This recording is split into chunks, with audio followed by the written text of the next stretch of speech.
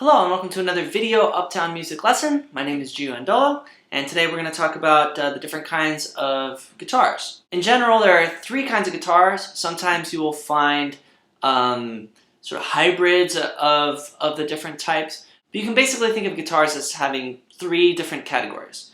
The first one is steel string acoustic guitars, which is what I have here. I think this is probably what most people think of when they think guitar. You have your big body, the sound hole, even has this cutaway shape. This is one type of guitar. It's used most commonly, I would say, in folk music, country, bluegrass, sort of Americana styles, and certainly different genres that are influenced by those styles. This sort of guitar would most commonly be played using a pick, or you can also use finger picking, but generally not exclusively used for finger picking. That would be a classical guitar, which we'll take a look at in a second. Some other things to note about this guitar. One is that the strings, because they're made of steel, they're actually quite sharp to the touch. They also tend to have a lot more tension than either the nylon strings on a classical guitar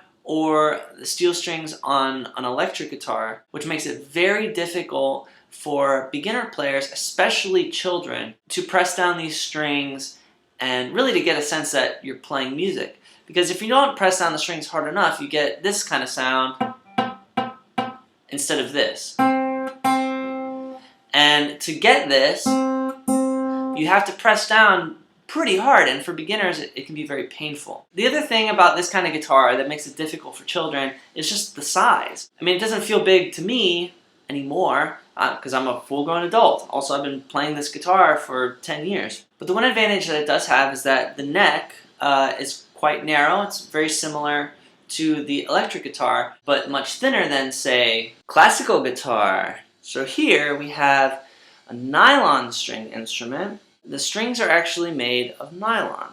They are plastic, and as such, they are much softer to the touch, and they also have a lot less tension than the steel string acoustic does. This means that it's actually much easier to press the strings down to the fretboard. It hurts a lot less than it would on the steel string acoustic. The one disadvantage that this guitar has, though, is that it does have a wider neck, so it may be harder for folks with smaller hands or shorter fingers to reach these strings, and especially to play big chords like the G that a lot of beginners are probably trying to learn.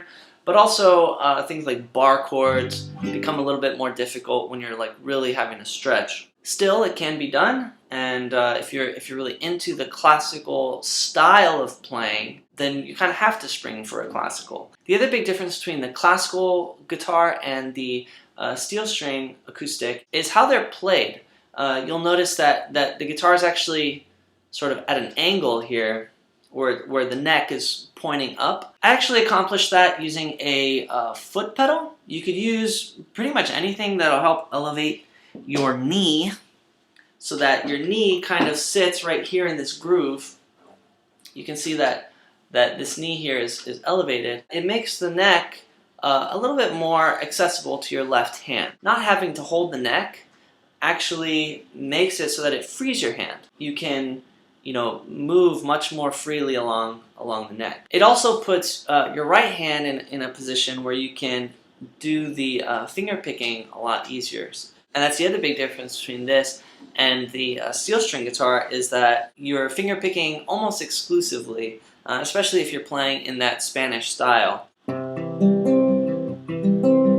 Something like that. And of course, the other thing that the classical guitar and the steel string acoustic guitar have in common is the sound production. You have this big body with a sound hole. When you pluck the strings, they vibrate, which goes down into the guitar and then is amplified out through the sound hole and from this front baseboard. But the third and final type of guitar that we'll look at, the electric guitar, doesn't have that at all. In fact, you can probably barely hear it. The thing about the electric guitar is that it requires amplification. You'd also have to get an amplifier and a cable. But there's also a number of other differences that actually might make it more accessible, especially to young beginners. For one thing, it has a much narrower neck, like the first guitar we looked at. But also you have some more variety with the gauge of the strings. Electric guitar strings can be much lighter. Also, you'll notice that the body of the guitar is much smaller.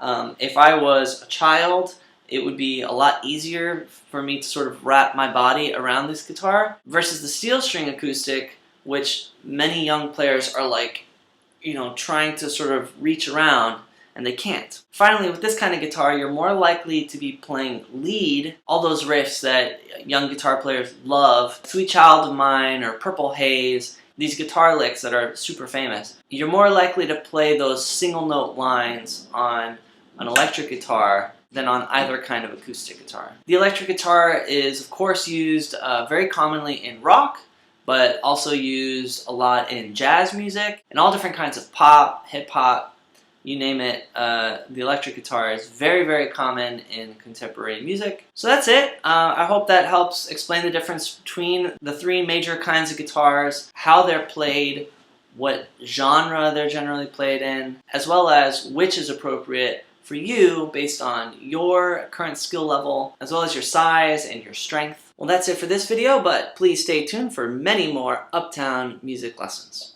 Peace.